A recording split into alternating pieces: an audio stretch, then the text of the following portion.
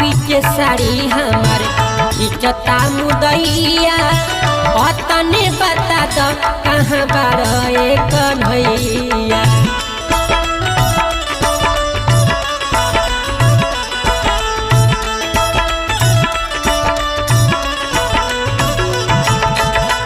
सभा बीच साड़ी हमार खिंचता मुदैया तने बता दो कहाँ बारे कन्हैया। जल्दी से आओ ए मुरारी जी पपिया जसेर भइल बा।